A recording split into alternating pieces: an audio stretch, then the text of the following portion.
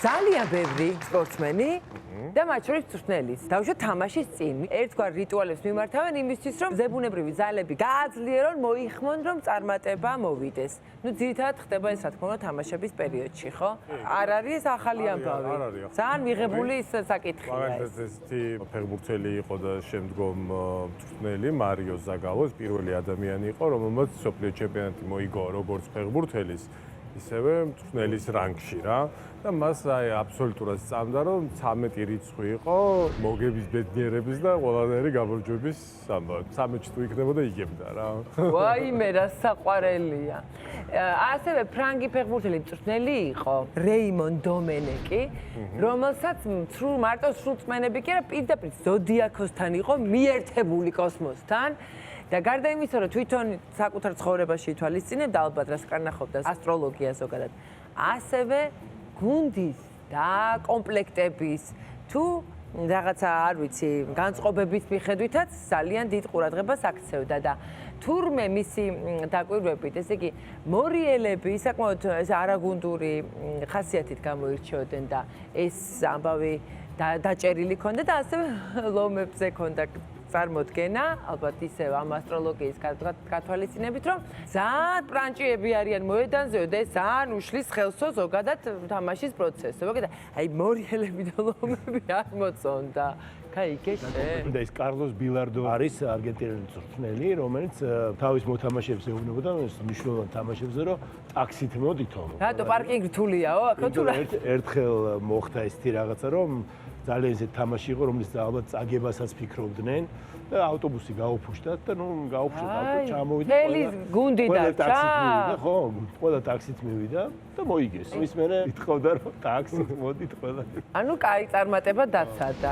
საფრანგეთის ნაკრების ფეხბურთელის ბლანის ამბავს გავიხსენებ. ყოველი თამაშის წინ ბარტეს ყოცნი და თავის მელოდ თავზე ეს ქონა გადასწარებად. დაბალი და ეს დაცდილი ქონდა დიდებულად და გამორიცხული იყო მისი თავის ყოცნის გარეშე რომ გასულიყო მოედანზე, გესმის? და ერთი მეკარე იყო მანუელ ნოიერი. ნოიერი ძალიან მაგარი ხო არის და რატოა იცი ძალიან მაგარი? იმიტომ რომ ძელებს ეხებოდა ხელით, ანუ რომ შედიოდა მოედანზე სანამ ჩადგებოდა კარში 1-2 და ზევითაც. ზევითა არ მოსინჯა ხო არისო თუ რა არის? რაღაცა ჩემი ხარ. აი ამაში ჩემი ხარ მიყვარს ესე უკეთებდა. მოფერება. ხო, კიდე ნუ ლეგენდარული ფეხბურთელის და მწვრთნელის იოჰან კრუიფი, მას ჰქონდა ესეთი რიტუალი, ჯერ მიდიოდა თავის მეკარესთან, იმას ურტყავდა მუცელში ხელს და მე ტრიალდებოდა და მოპირდაპირე გუნდის ხარეს საღეჭ რეზინს უფურთხებდა კარის ხარეს. გახდა საყვარლობა. მე რო გახდა მწვრთნელი ხო უკვე ასაკში, ხო? ჩემპიონთა ლიგის ერთ-ერთ ფინალზე დავიწყდა რომ საღეჭრეზინი გადაგორებინა. მილანის მილანთან მაგის გუნდმა 4-0 წააგო ის. აჰა, მოდი, ეხლა და ნუ დაიჯერე. ისე თქვენ გაქვთ ეგეთი სრულწმენები და აი კარგად მაქვს დაცდილი, ძალიან ბევრი ამბობს. აი ოპერაციის წინ. ყავოსო. კარგად გაქვთ დაცდილი? კი. ლევა, შენ გაქვს რამე? არა, ეს კონკრეტულად რაღაცა სრულწმენის გამო ვაკეთებდე რაიმე რიტუალი არ მაქვს ისე. ანუ ხა ოპერაციის წინ ყოველწლიურად რაღაცას ვაკეთებ. ხელებს რო იმუშავებ და ასე შემდეგ, ეგ შეულებრივი საქმეა საქმეა. რა ეგეთი არა. აი რაღაცა ერთი გზით წარმოხვა სამსახურში, ან არ ვიცი. ის მეზობელი თუ შეგხვდა რაღაცა, ეს მეზობელი თუ შეგხვდა, კაი, აი. მაგხრივ არა, მაგრამ ისე არის რაღაც თუ ნათესავი შემოდის ოპერაციის დროს, ეთქვათ ეგ. ნათესავი პაციენტი არის და პაციენტს ნათესავი. ეგ საერთოდ შემოდის, ნუ იქ ყოველთვის ყველაფერი იძაბება და ფუძდება. ხო. აი რაღაცა ხო? ან არ არსებობს ერთი რაღაცა ძალიან განსხვავებული რაღაცა გააკეთე და აუცილებლად ერთი-ორ კვირაში ზუსტად იგივენაირი შემთხვევა მოგდის მეორე. ან ზოგჯერ არის ხოლმე რომ აი დაუშვათ აი ერთი რაღაცა გართულდა და ის სულ ველი ხოლმე რომ აი კიდე ვიღაცა გამოვაცხობს რაღაცას რა აი არის ხოლმე აი პერიოდები აქვს. მაგრამ ამას ხა ესე არ ეუნები ასტროლოგია თქო. ასტროლოგია. პერიოდები რა ხანაკ ასტროლოგია.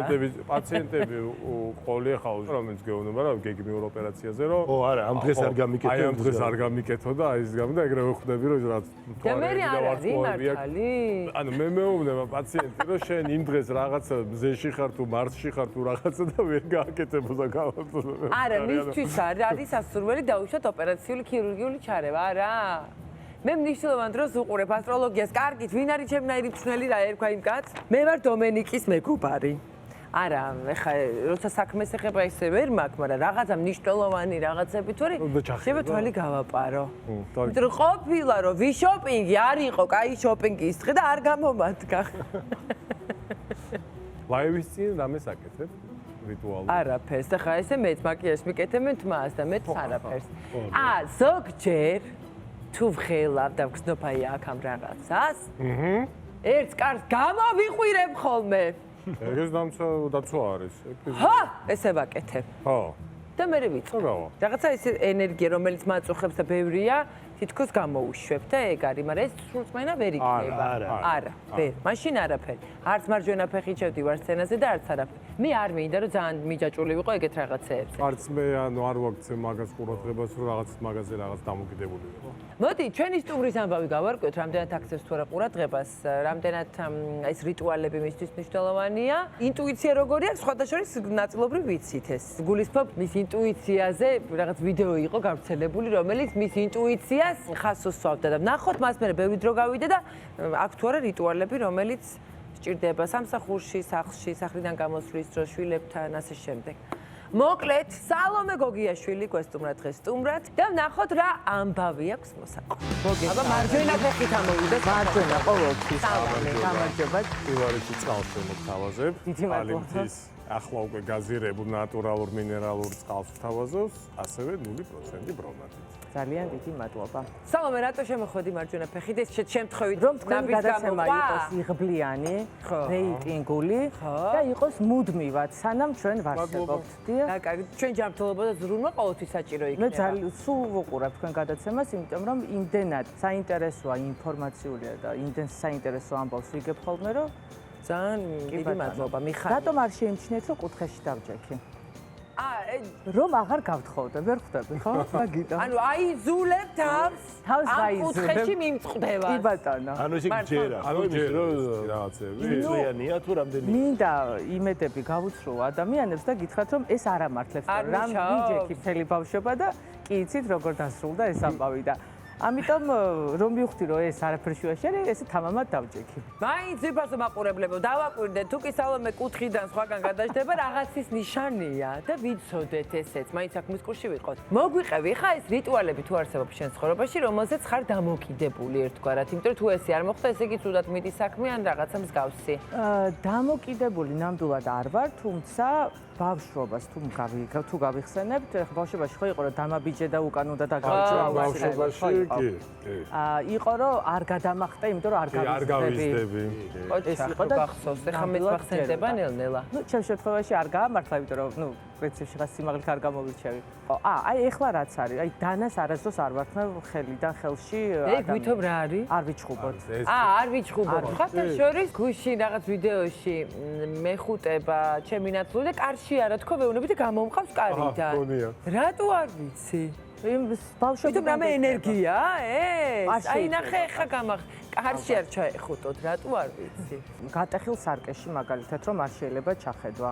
არ იცოდით ეს არ მომეწონება ეხლა. მაგალითად აი სარკე რო გატყდება, ბავშვობიდან ვიცი რომ ძალიან ცუდია და ძალიან დაძაბული ვიყავი ხოლმე, როდესაც სარკე გატყდებოდა. ცუდი სიზმარი. ენერგია ეს მე მგონი და ხა ენერგია არ არის სრულწმენა, ხო რეალური ენერგიებია. სრულწმენა, იმიტომ რომ ჯეროდა რაღაც პერიოდში სარკე რო გატყდებოდა, აუცილებლად ვიღაცის სიკვდილი უნდა გაამეგო და მე მთელი დღე ვიყავი დაძაბული. და მარცხდებოდა გეგონა? არ მახსოვს, მაგრამ სავარაუდოდ აი ეს რაღაცა ქვეცნობიერში ერთხელ რომ მოისმენ ბავშვობაში, მე რჩება. ცუდი სიზმარი რო დამესიზმრებოდა, ჩემი საყვარელი ბებია ამბობდა, რომ აუცილებლად წყალს მოუყევდე და მთელი ბავშვობა ვიდექი ეს რო ყვებოდი რაღაცებს. აუ ეგენი მეც, ანუ ძალიან ჩვეულებრივად მეც. შენ 90-იანი. ამდენჯერ ამდგარ სიბნელეში. ენადა წყალთან. თან ჯუმად. თან არავის არ უნდა დაელაპარაკო მანამდე. არ უნდა მოყვე. სიტყვა არ უნდა გაიღო. არა, ნახე, ესენი არის ცრურწმენები, მაგრამ აი რაღაცის წარმატებისთვის რამეს აკეთებ? რომ იცი რომ დღეს მნიშვნელოვანი შეხვედრა გაქვს და აი ამას შვები, იმიტომ რომ ამართლებს. გადაუხვევ ხა ცოტა სერიოზული გავხდები. როდესაც მამა გარდამეცვალა, აი ესეთი სურვილი მქონდა, რომ რაღაცა ნივთი მინდოდა, რომ დამრჩენო და მისი ოღონდ ეს არ იყო ტანსაცმელი და ეს არ იყო რაღაცა ეს. წავედი და ეკლესიაში ვიყიდებ სკვნელი, ორი ცალი, ერთი რა თქმა უნდა მას გავუკეთე, მეორე მე. და უკვე ბოლო დღე რომ მოვიდა, გაუცვალე. და ჩემი მივეცი მას და მისი დავიტოვე მე. ეს უკვე რო გარდაიცვალა მე. რო გარდაიცვალა, ხო. და 27 წელია მაქვს ეს სკვნელი. და აი მაყურებლის ნება დაიჯერეს თუ არა. ყოველ შემთხვევაში 27 წლის განმავლობაში არ არსებობს დღე თუ რაღაცა გასაჭირი მაქვს. ან თუ ბავშვი ავად გამიხდა, ან აი ესეთი მნიშვნელოვანი დღე ყოველთვის ვიკეთებ. და ეთყობა იმდენად დაჯერებული მაქვს ამ ყველაფრის, რომ მაღალი სიცხის დროსაც კი, როდესაც ბავშვი სიცხე აქვს და ამას გაუკეთე, თვითონ ითხოვენ უკვე რომ გამიკეთე, რომ გაუკეთებ ამ სკვნელს, არ არსებობს რომ იმ დღეს მიდის იხევს უკან ეს ვირუსი და ხო და იმდენად დაჯერებული მაქვს, რომ ბავშვი აბარებდა, მისაღები გამოცდები ქონდა და ეს გაუკეთე რა თქმა უნდა, მე ვთხარი არ ინერვიულო, ოღონდ მე ვთხარი სკვნელი არ დამიკარგო. ბავშვმა მითხრა რომ არ მახსოვს რა დავწერე, იმიტომ რომ ესე მეჭირა ძალი ხელი და სკვნელია. აი ერთადერთი ეს არის, რომ პირველი გადაცემაც რო იწერებოდა, მეკეთა სკვნელი, იმიტომ რომ ხო რაღაცა მღელვარება იყო მაინც და ნუ იმდენად დარწმუნებული ვარ, რომ ყველაფრის დამხმარე და გადამრჩენელია ეს სკვნელი ჩემთვის, რომ აი ეს არის ერთადერთი რაც ანუ არასოდეს არ უღალატია შენთვის ამ სკვნელს. რა საოცრება.